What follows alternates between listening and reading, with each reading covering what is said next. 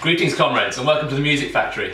Buster here again to take you through a review of My Bloody Valentine's brand new album, MBV. Now I mentioned MBV in the very first video I made for this channel, the top 5 albums I'm looking forward to in 2013.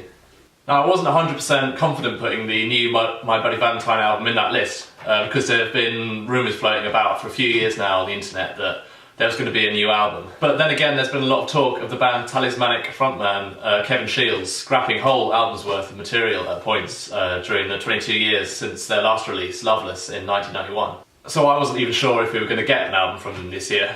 But, much like Radiohead did in 2007 with In Rainbows, My Bloody Valentine announced on the 2nd of February that not only did they have a new album, but that it was ready and they were going to release it that very night. So when the album was released on the band's website, the site immediately crashed with thousands of people trying to get on at once and download the album. And I know I had a bit of trouble getting there, but eventually I downloaded it and I've been listening to it pretty much non-stop since then. As I said before, it's been 22 years since the band's last release, Loveless, which was such a seminal album for the shoegaze genre and has inspired so many artists that people were still extremely excited to hear its follow-up 22 years after. And a follow-up to Loveless, MBV most certainly is. As soon as that familiar wall of sound hits you, with Belinda Butcher's dreamy, soft vocals underneath it, you know you're listening to a My Bloody Valentine album. And that's something that becomes immediately apparent. Their sound is something that stayed unique to them, despite their numerous imitators.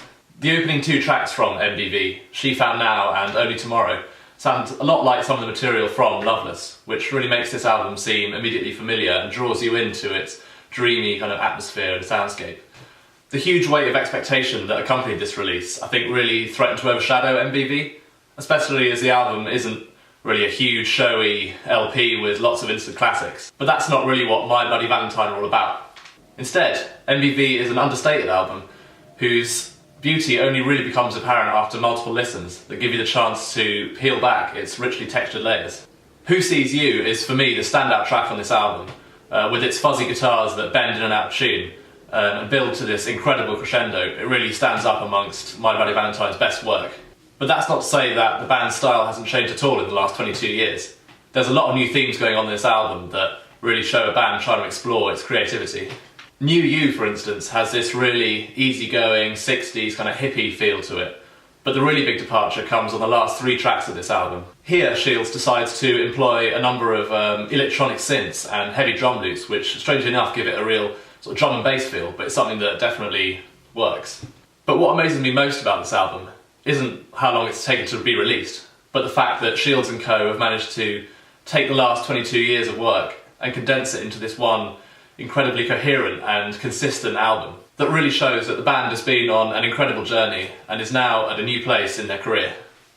So thanks for watching, guys. Remember to hit subscribe here and you'll be notified every time I make a new video.